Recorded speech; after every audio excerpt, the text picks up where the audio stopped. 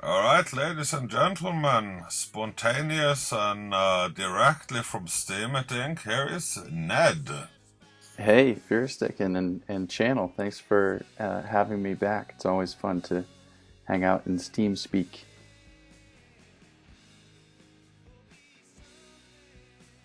Suddenly everybody got muted. I thought I would stop by and we could talk about a few things. Fearstick and we were just talking about a couple different topics. Is there any particular one you want to start with? Well, the one that has been on most people's mind is the draining of the reward pool. It's something that irritates the little guy and have caused many people to not be active on the platform. And um, maybe you could say some word about that and take questions about that. Sure, I'd be happy to take questions about that.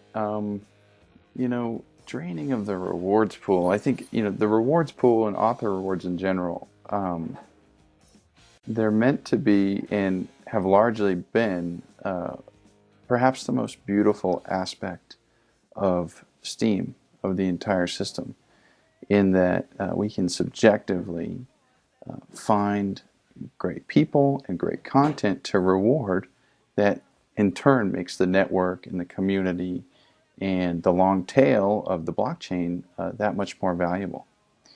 Um, so the issue of draining, I think we need to flesh that out a little bit. And Well, you know, yeah, I should probably specify. You've probably seen all the most flagged posts around Steemit is about sock puppet accounts, whales upvoting their own sock puppet accounts and taking out auto reward that way. yeah, I think when it's framed like that, it tends to seem like a problem. Um, and in the white paper that we wrote back in February and then published in March, um, we talked about this phenomenon of the crab mentality. And it's kind of inherent in people across the world that they don't want to see people, you know, uh, escape from the crab bucket in a way where they've made off and they've got this better existence, and all the other crabs are stuck in the bucket. And that is both a good and a bad thing. Um, it's in regards to this draining of the rewards pool context. The crab mentality is a good thing because we have the ability to keep that sort of behavior in check. Um, One, we can downvote, posts for the reason that we see them being rewarded too greatly. And so, if there's actually cases like that where there's this sort of deception or malicious draining of the rewards pool by voting one's own posts up and things like that, downvotes from other whales and from other people with a similar amount of stake can help mitigate that. Um, Now, there are other solutions that I think will also help with this problem. And part of the problem is a perception thing, because it's certainly in everyone's own right as a Steam holder to vote for themselves. But we just don't want to see the whole system get skewed by that sort of behavior. So one thing that will help is curation guilds, and I think when I was on last week, we talked about that a couple times.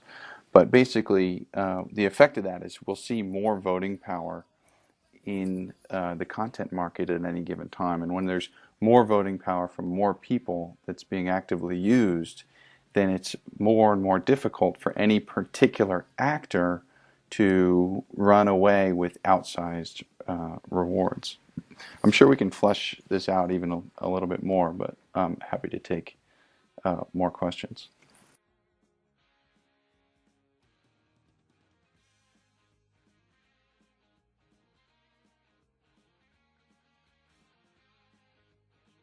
Crickets.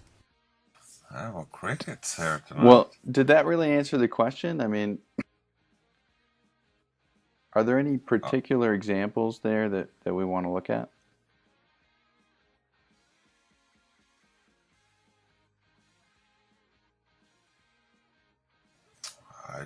I think you must have nailed it, man. Good. Guys, don't be starstruck here. Okay, we're talking with Nad from Steemit Inc., one of the two creators of Steemit, the platform that you guys are using every day.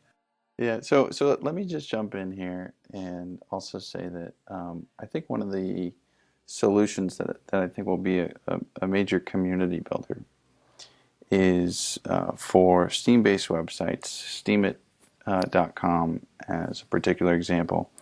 They'll need to move towards supporting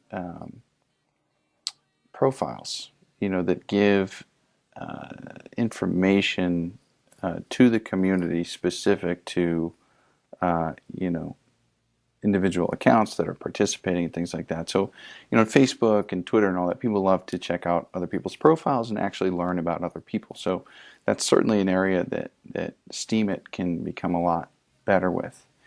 And as we do that, another side of that coin will be, the ability to verify one's account or be verified by one's peers or authenticated. So I don't know if anyone here has ever used the service. Oh, what's it called? It's going to slip my mind. Um, Something like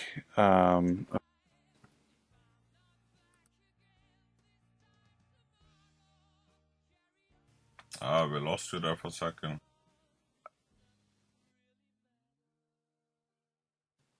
yeah. Anyway, sorry about that.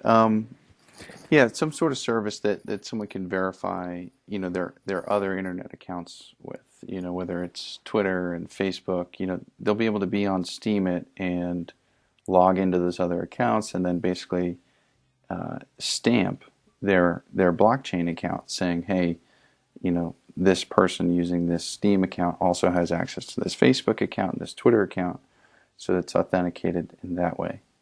Um, and that would essentially give that Steam user badges, that basically say, "Hey, this is a real person, and here's other places in the Oh. world that they interact."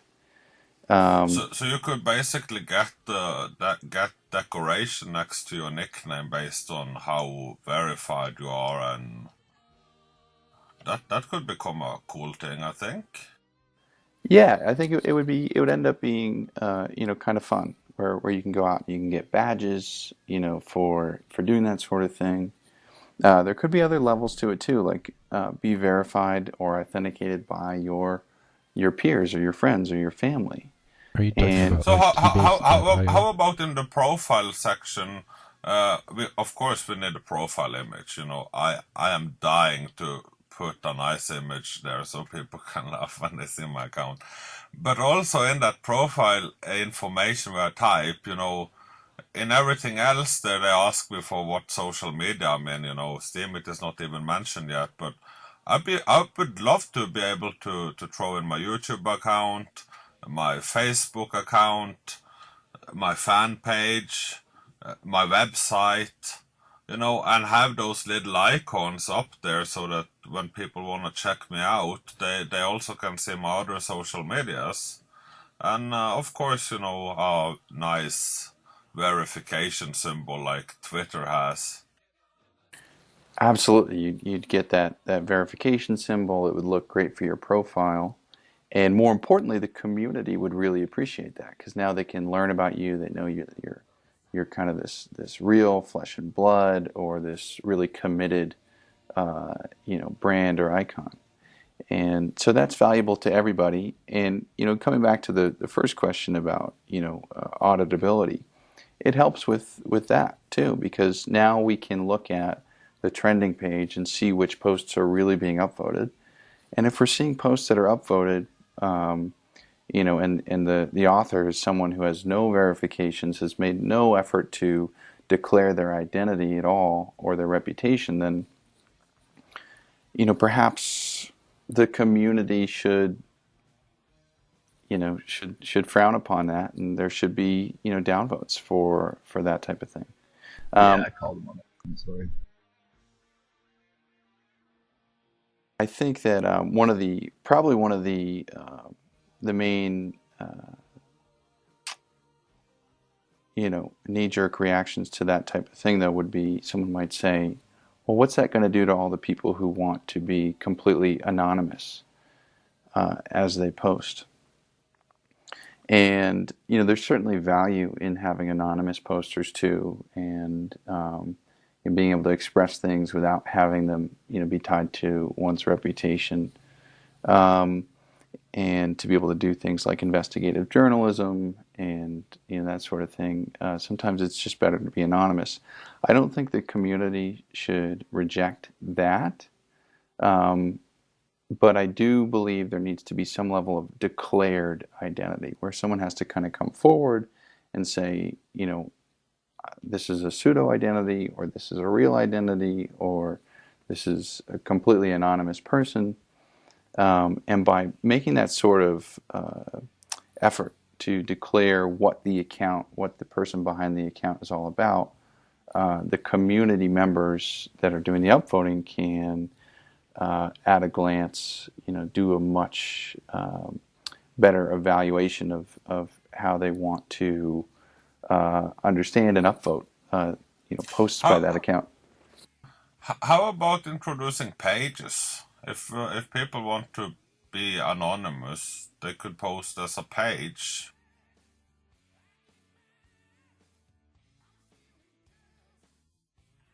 So like Facebook pages. Yes, or a group, for example. I don't know how group is working on Facebook, but let's say that there was a place on Steemit where you could post and you could also upvote and comment, but it was more like okay, create a nickname for that part of Steemit. Yeah, I think that's definitely possible. Um, I mean, as you guys know, we're still really early days, but I think we can all agree that there needs to be more and more outlets for people to post different types of information, whether it's talking about meetups or particular brands, like a page, like you were saying, or sub communities, and have topics specific to certain types of conversation and subjects. I have an idea. You could use if users wanted to have anonymous accounts, then they could simply make a deposit of Steam, a certain amount of Steam, just to prove that they're a real person and not trying to manipulate the system. Yes, that helps with Sybil, and we've actually thought about doing that as well, just for account creation, because I really don't think it's a problem to have anonymous accounts at all. I just think that what we've noticed, is that the community kind of wants to be able to audit the Steam budget. We think about the rewards pool; it's really a budget being allocated to different posts across each day. And if anyone's ever been part of a budget committee, auditability is really important, whether you're in a nonprofit or a for-profit business, or, in our case, this blockchain budget. But yeah, I think we could, eventually we'll have that feature, pay to play, create an account with Bitcoin or something like that. I think it's, it very easily gets over the Sybil issue, which, we're actually dealing with now quite a bit through Steemit. For the longest time, we've been doing Facebook and Reddit verification, but we have just struck a deal with our SMS authentication provider. We're actively integrating them now, and that should be more of a reliable test to reduce Sybil in the future, and should also increase ease of sign up, which has been one of our major pain points in the last couple months. One thing that we were talking about in here earlier today and yesterday also was the user experience. The first, the brand new user that is being told by all his friends to go to steemit.com. And he comes to steemit.com and creates an account. Now, what struck me is that why not put up a Visa, MasterCard, PayPal payment for account creation? Like up front. I mean, everybody in the whole world like to pay for stuff, that's what they do all day long. And anyway, it's 10 Steam to create an account that is currently being provided by a faucet, as donation. But I think that it would be much easier to get people on board if they actually had to pay to open an account to enter into the social media that can actually pay for their content, and they can rank up. That's a great point. And we were just talking about Bitcoin to create an account, but you're 100% right. If you could create an account with dollars, or if you could pay to have, special features on your profile page, whether it's a backdrop and a picture or something like that, or you can unlock special features, I think people would pay for that type of thing. As Clay says that PayPal and CC aren't secure, sure they are secure. For businesses they are secure. To open an account on a website they are secure. But not for verification. I can make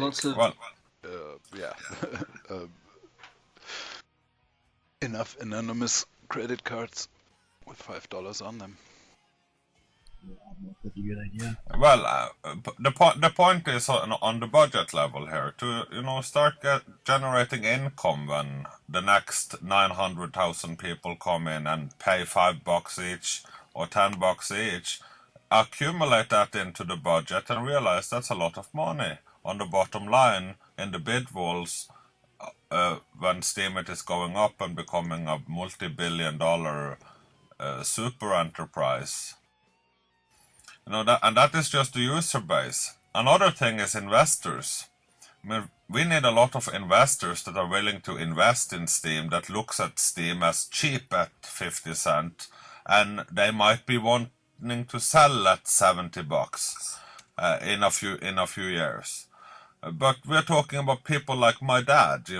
He'd like to invest but pay over an invoice in Europe, and my friend's dad would like to, write a check and hand over that check and, not necessarily have anything to do with the account, but he'll just want to hold Steam Power for as long time as the contract with, until it expires. We could get millions and billions of dollars in capital to the bottom line that way as well. And I was just, generally it's a good way for Steemit to sell Steam. I think it's a good idea. And then the way to do it. Let me put the last point, okay, and then we can talk about verification again. As a product. OneCoin, the biggest scam shit in the whole universe right now. They don't have a blockchain. They don't have technology.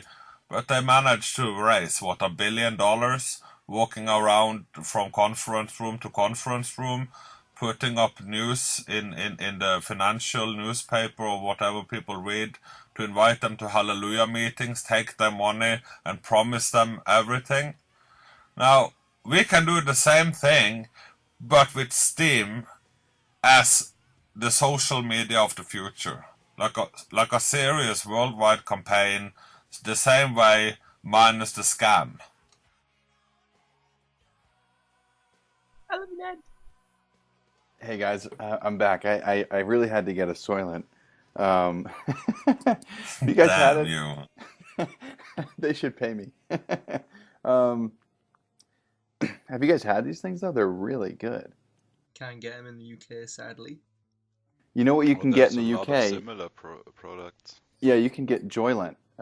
We just hired a security expert, and he's been telling me all about Joylent. What And flavor? Concept is very old. There's been Weight Watchers drinks for ages. this is, in my opinion, cooler than that. But the one I'm drinking right now is actually coffee flavored, and it's literally, well, I should say figuratively, the elixir of life. It's really great. I've been following Soylent from the beginning, basically, and I've been very excited, but at some point I realized that there's a lot of drinks which you can take all the time and, yeah, substitutes for eating. It's not a new idea, it's just that it's an open source recipe is nice, and that there's been so much experimenting with it. It's been a really great story. Right. Well, the open source is valuable, as we Steamers and Steamians know. It helps improve the product. It helps inspire trust and confidence. And I definitely want to support open source over closed source.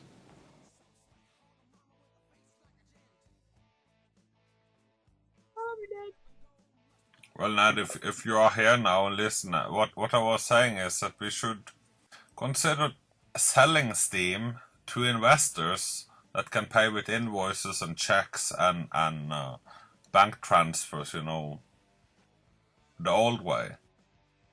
Worldwide. Like OneCoin, minus the scam. It's messy with taxmen and no. Well, we're still in the beta phase.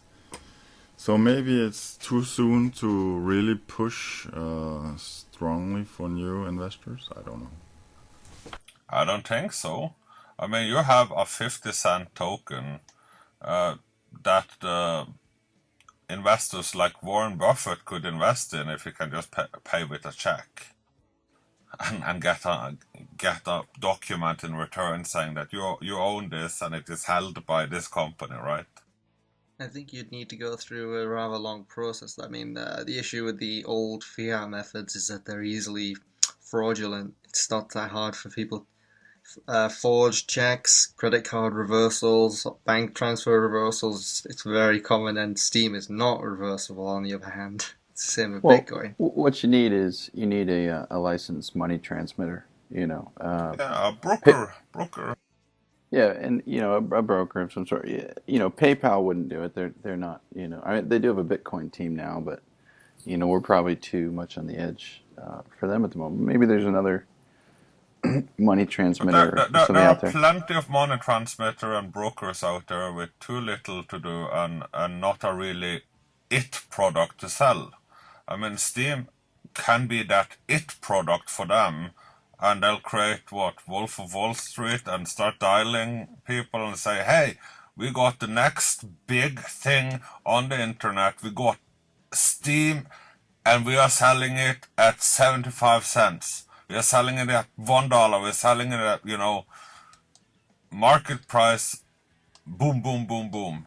Right. So what websites like Steemit really need are sort of an integrated payment processor that also integrates with Steam and that sort of thing. So if that existed, it could do the things like account creation that we were talking about and purchase extra features.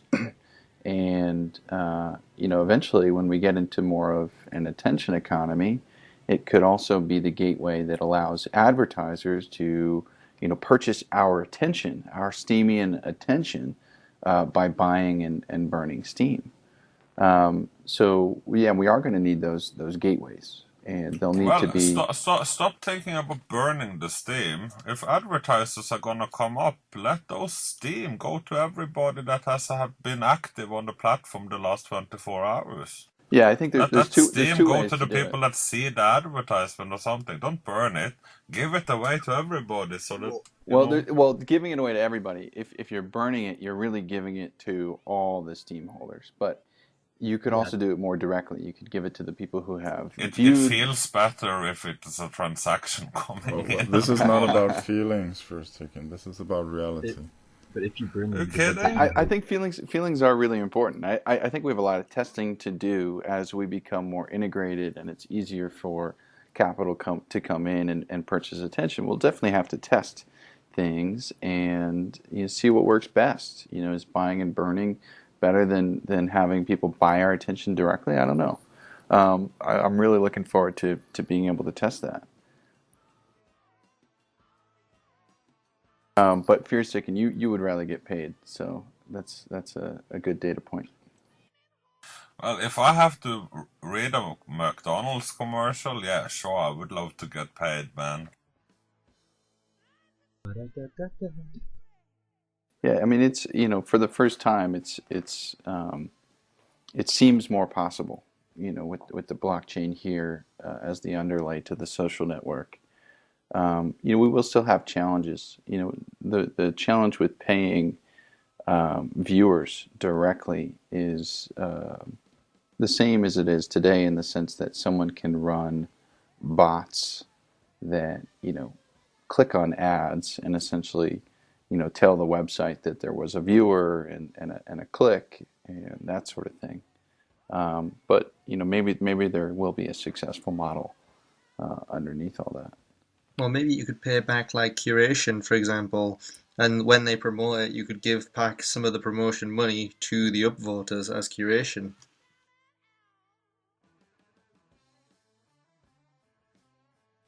That could be possible. Instead of burning it, you could take the Steam and put it back into the rewards pool.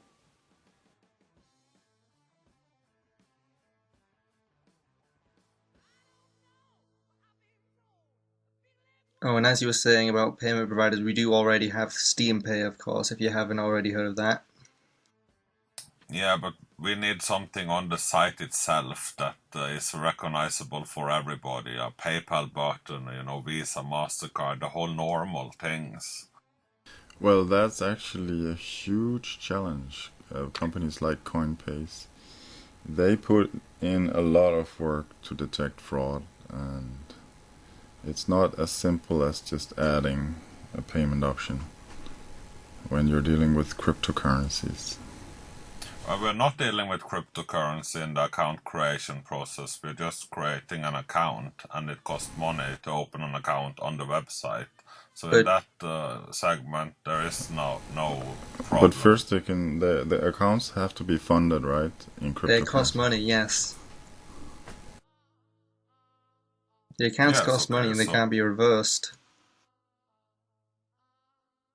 So that is a different business.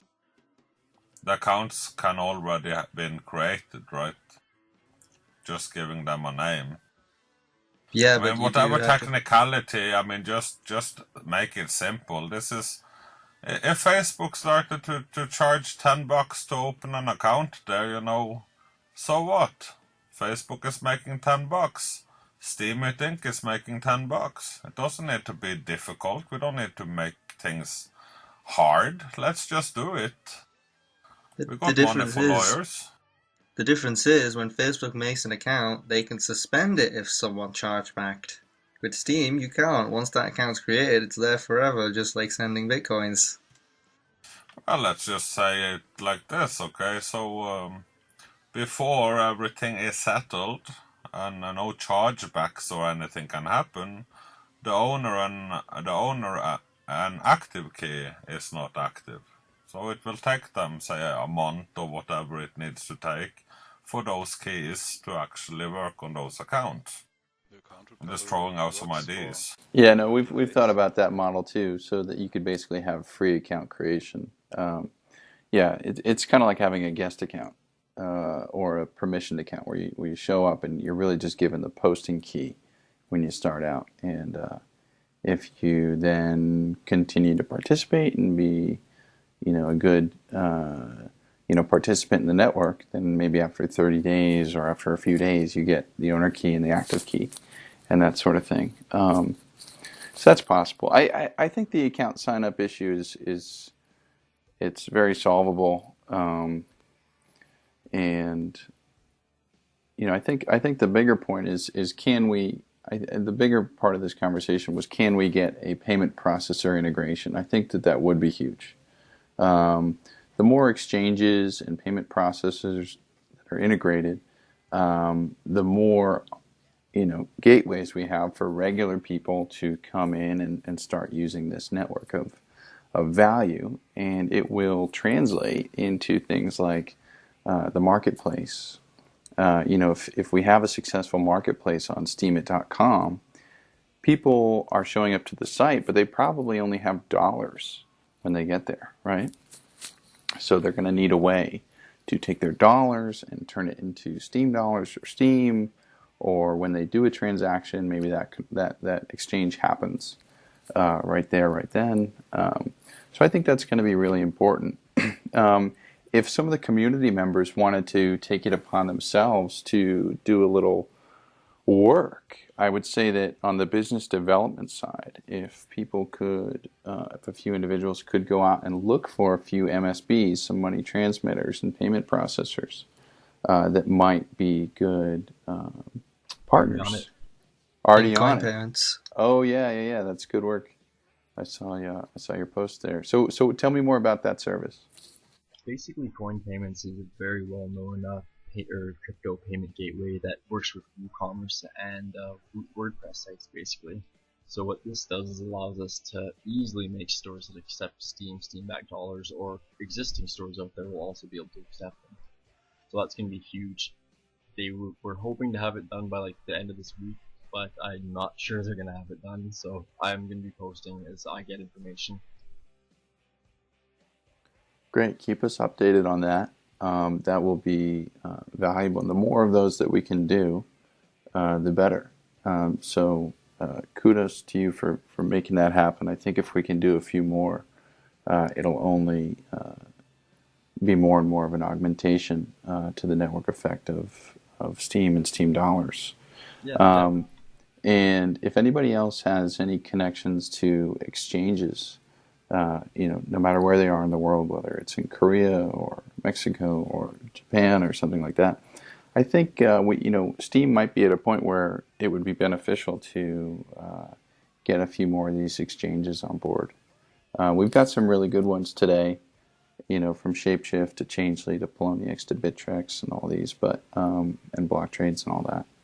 But I think the more the better. And if people wanted to start working on some of these potential partnerships between Steam and these businesses, I think that that could really pay dividends to the whole community. I just wanted to say, for the account creation, on Steam, I've almost proven that there is in fact a good market for this. On Steam has been open for maybe less than a month, and we've had almost 100 account payments. 100 people have paid for an account, and I think my price right now is about $10, $15 per account. And yeah, we've almost hit 100 accounts, and people are definitely keeping active on it.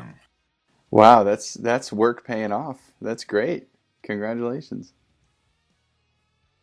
Copy paste on it. Copy pasta. I think yeah. Because one sell point I have a problem with in the world out there when I talk about Steemit is that it's too good to be true. I don't want it to be too good to be true. I want to go out and say, it's just $10 to open an account, but they are talking about raising it to $50 because there are people in there making hundreds of dollars a day now. I think that would rush people in. Yeah, make it more exclusive. Everyone's got their membership fees.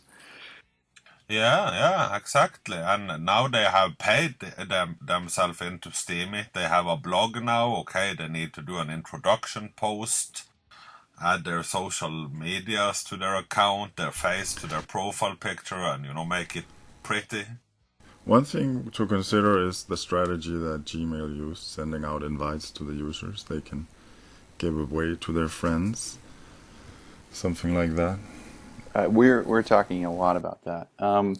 If we look at a lot of the big boom that Steam had, and it came in July, and it's still going on to some extent, but there was a huge boom in July. A lot of it had to do with the ease at which Steemit and other Steam-based websites links were proliferating around the internet. Facebook and Reddit and Twitter were really allowing these links to flourish. And I don't have it officially documented, but it seems like some of these other social sites may have shadow banned some of our links.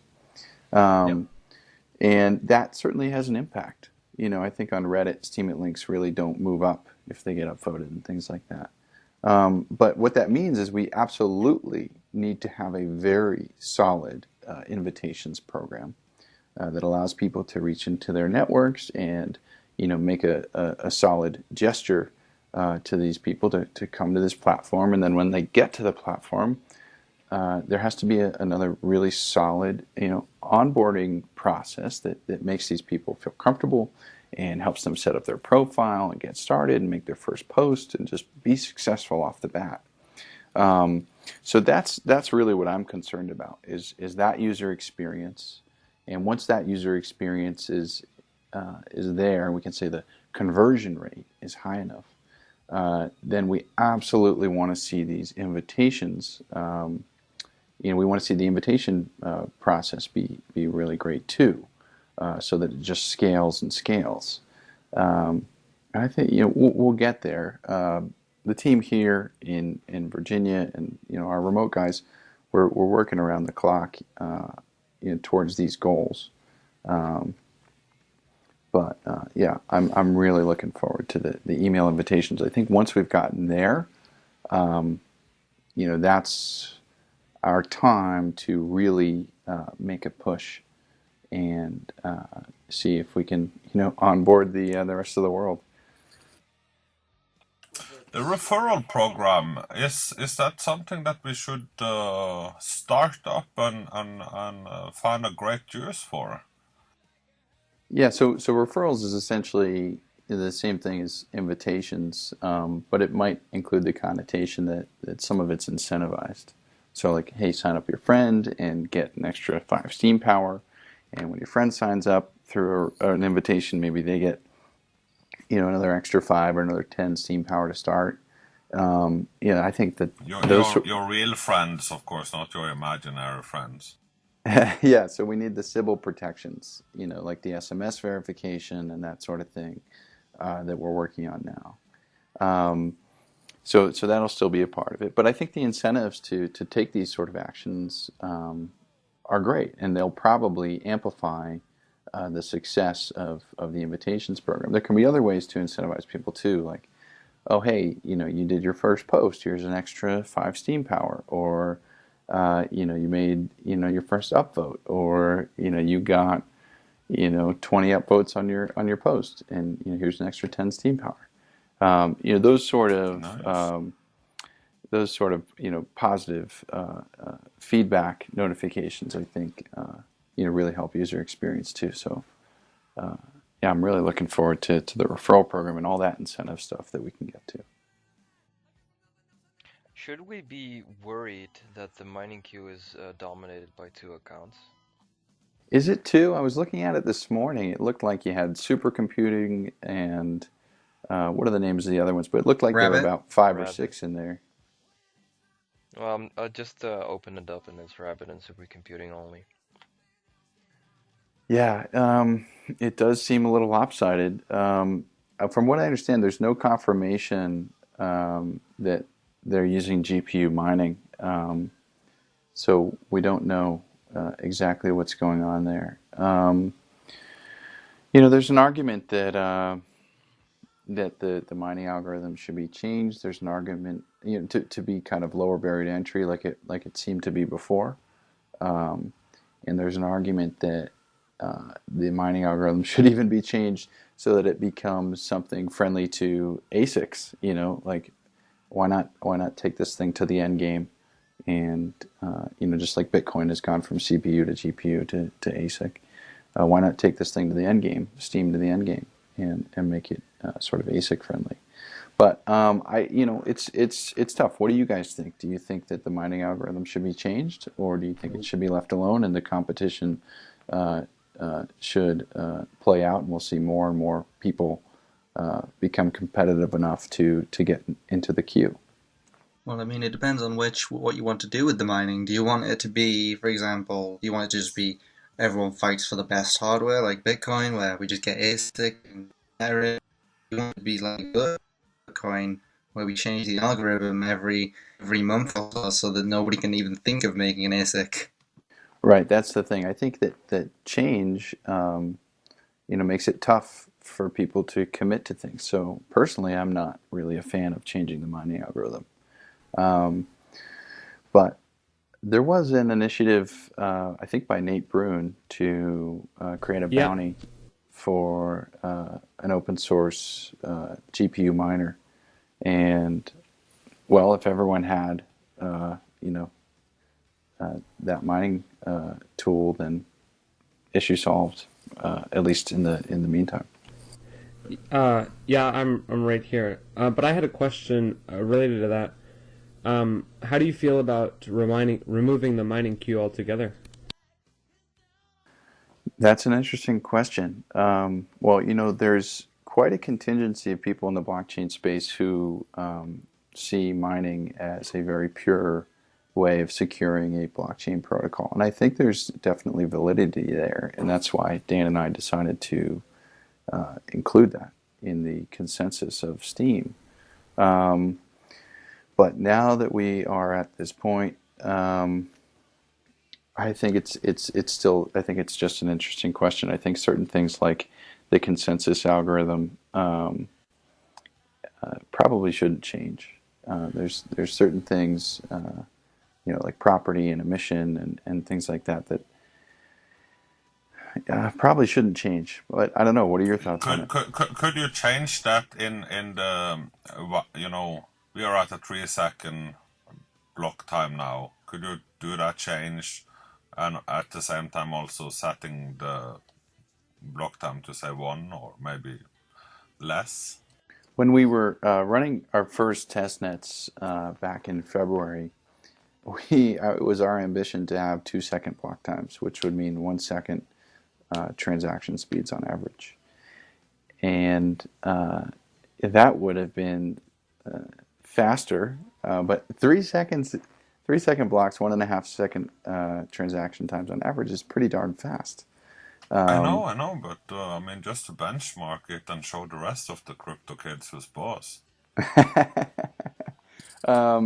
Yeah, we'll see. You know, we experiment here in the office quite a bit. Maybe that's something that, you know, ends up Just happening down the imagine road. if you have 2 algos now, GPU based and CPU based.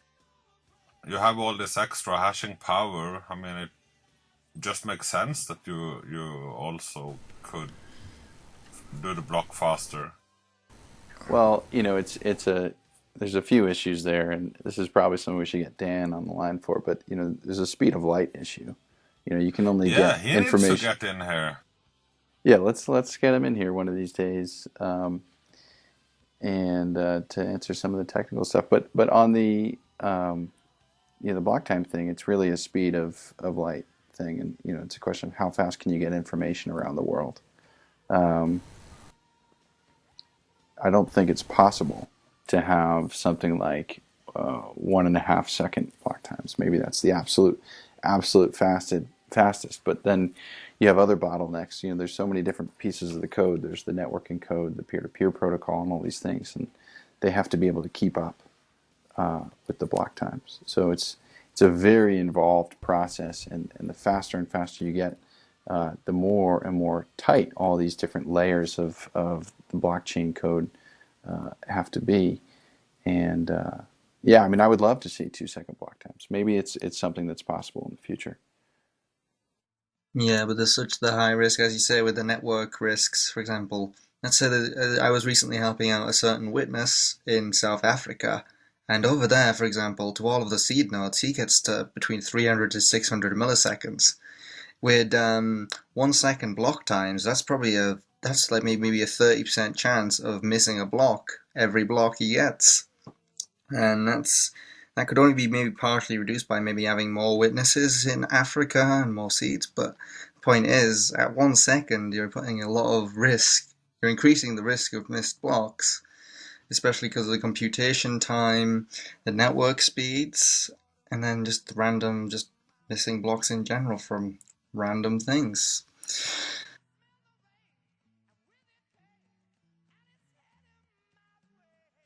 That's right. So you know, I think for now 3 seconds is good. I don't know about you guys, but when I'm voting on the site and I hit upvote, and then you get the little spinner that's going.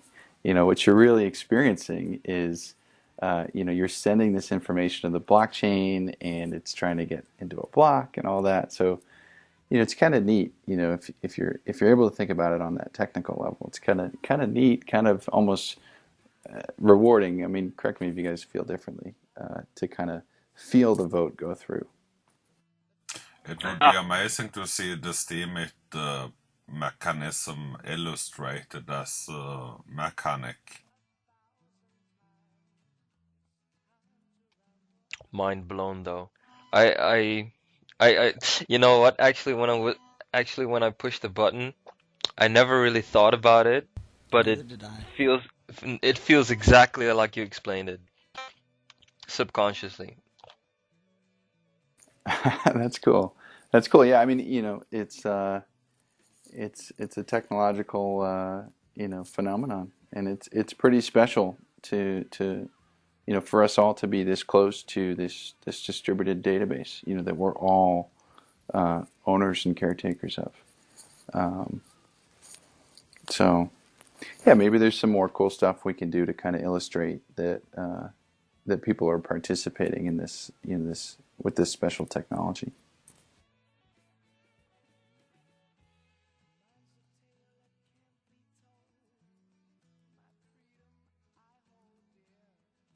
All right, guys. Any last questions? I've got to get back and shoot off a few emails before I get back to my apartment. If you could have approached the launch of Steemit differently rather than mining, would you have done anything to disperse the initial stake wider, or would you do it the same way?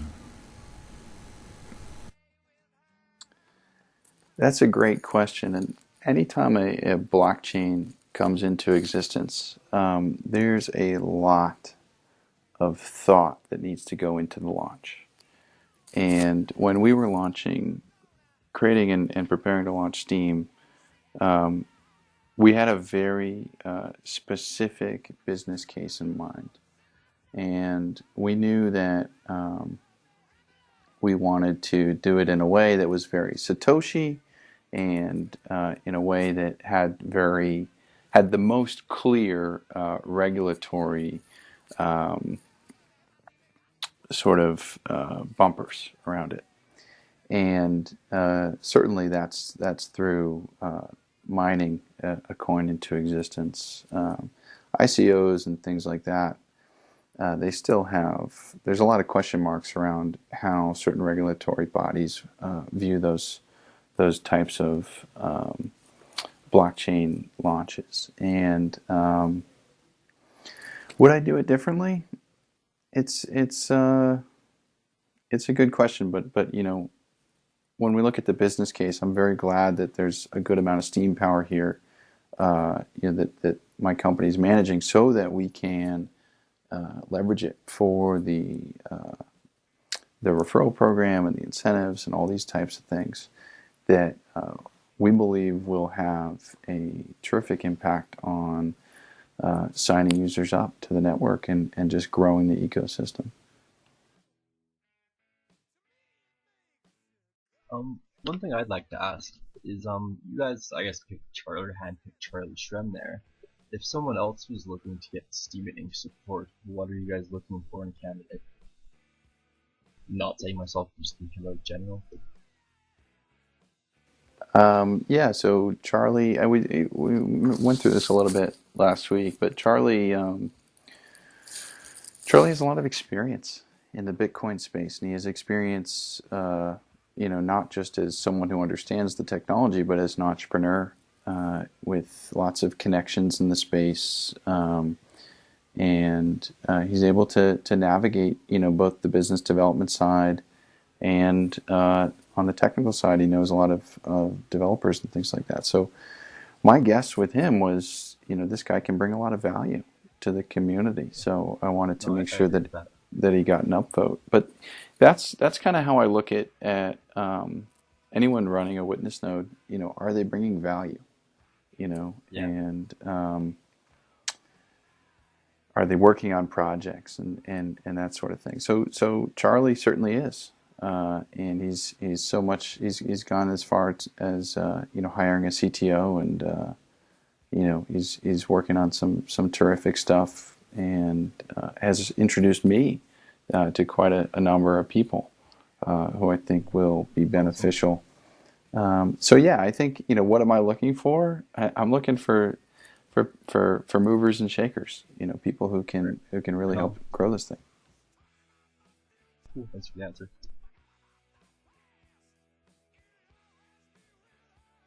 Any last question to Ned before he has to run?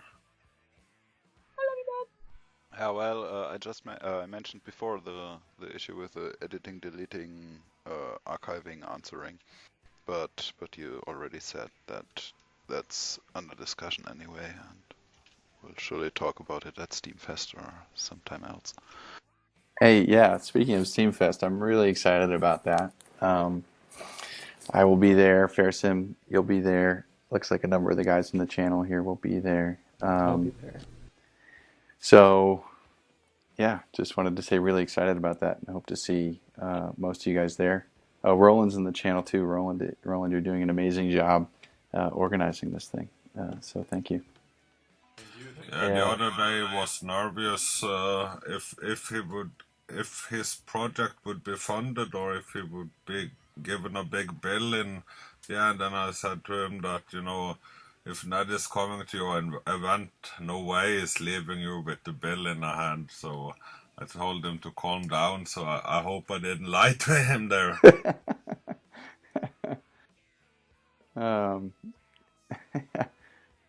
Yeah, right. I'm not too worried about it. Oh, shucks. I can't go to Steamfest, even though I'm already in the Netherlands because I'm flying out to Canada 2 weeks prior. But otherwise, I'd been there, man. Dude, Steemit is worth dropping college for, man. I have been working for this flight for Canada forever, man, so I cannot miss that boat. Where are you coming in Canada? Zuckerberg did it. Bill Gates did it. Yeah, it's cool, man. It's cool. I gotta graduate. Where in Canada are you coming? I did it. I'm going to Toronto. Oh, it's a couple provinces over from me. Where are you at? I'm in the middle of Manitoba. Oh shit, like where is that in Canada? Mid? Like literally smack dab in the middle. Oh shit. Yeah. Yeah, I think Raspberry Pi is actually in Stratford or near Stratford, so that's about a 2-hour drive I heard from Toronto. It's pretty smoggy out that way. Last time I was out there, probably a couple of years ago, lots of pollution and stuff. They kind of buggered up everything out there. We just got a big screen TV in the office down here, and it's got the map of Google Analytics, and we're becoming a really data-driven organization. And it's got blockchain analytics and social media analytics and conversions and all sorts of things like that. And one of the things I really love is the map. We can see where people are logged in and things like that. So there's definitely a good representation in Canada. So shout out to you guys. Gold. Ned, I'm curious about the mood in the entire team. The price has been going down for a while, and yeah, it could be scary for some, I don't know, but how are you feeling about the entire thing? To be honest, I feel great.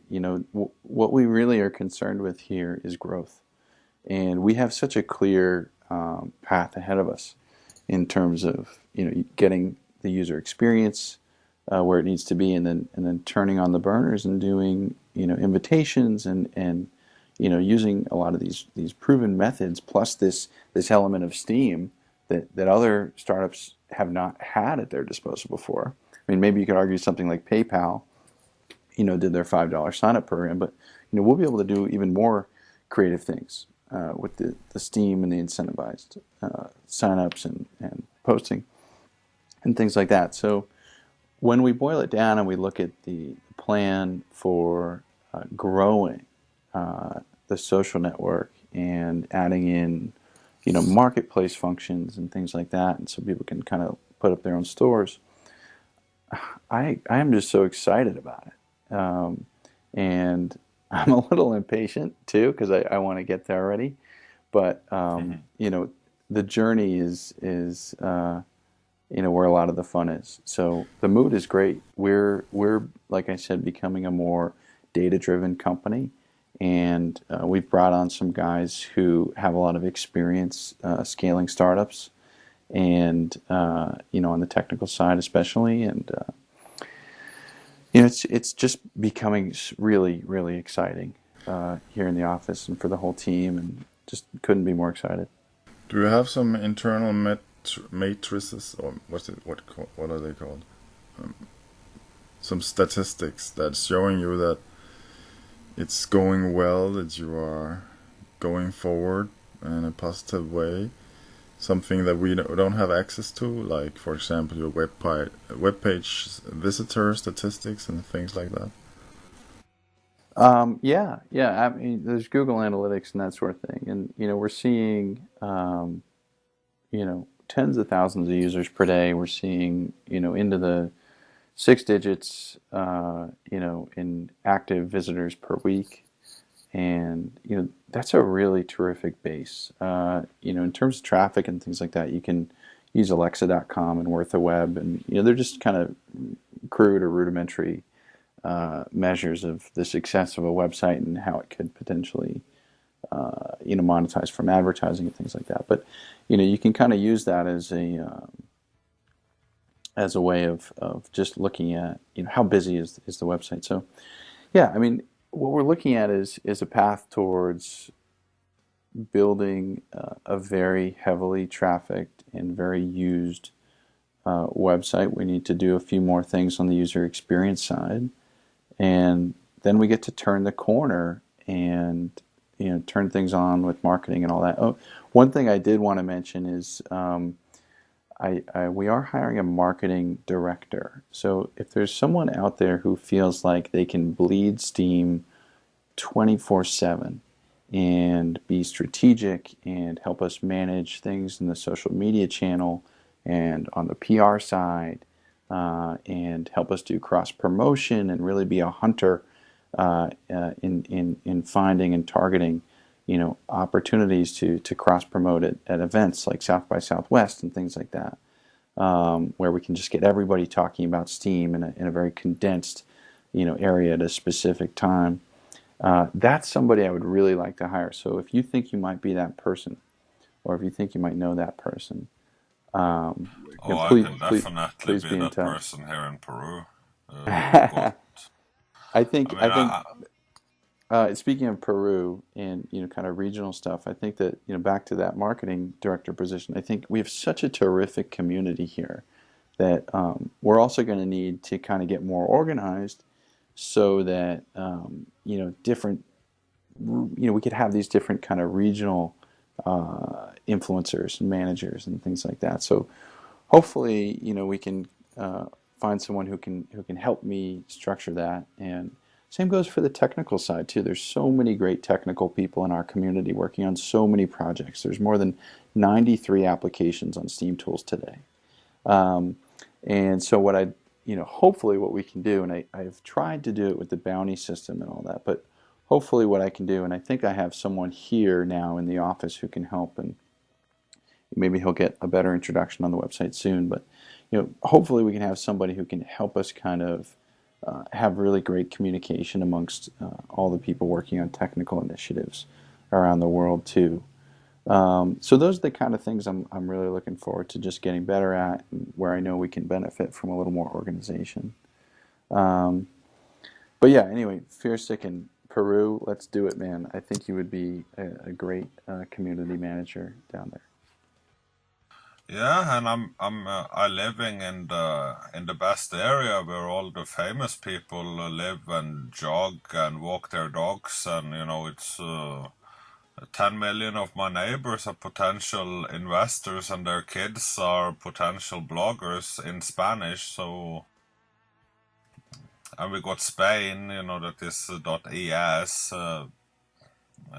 Latin America is big. We have been supporting this Venezuelan dog charity.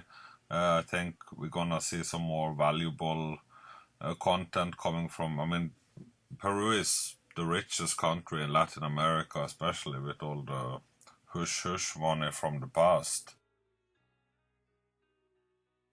So we can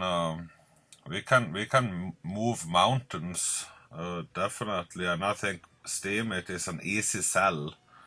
Once everything once the ship is ready to really sail and take on cruise passengers, I think we're gonna move forward, and there won't be any iceberg in our way. Or we'll just plow right through it. Yeah. I Make completely a tighter agree. ship. We will steam it away. Guys, pleasure to hang out on this Saturday afternoon, or afternoon here anyway. I'll see you guys on Steam. Absolutely. See you, Ned. All right, Yeah, Ned. Thanks, guys. Bye-bye. Thanks for coming by. Bye. Hello, all beautiful people of the new internet. This is SteamSpeak.com. Uncensored, raw, and hot radio for all of us. If you would like to speak, click the blue studio button on our website and follow instructions.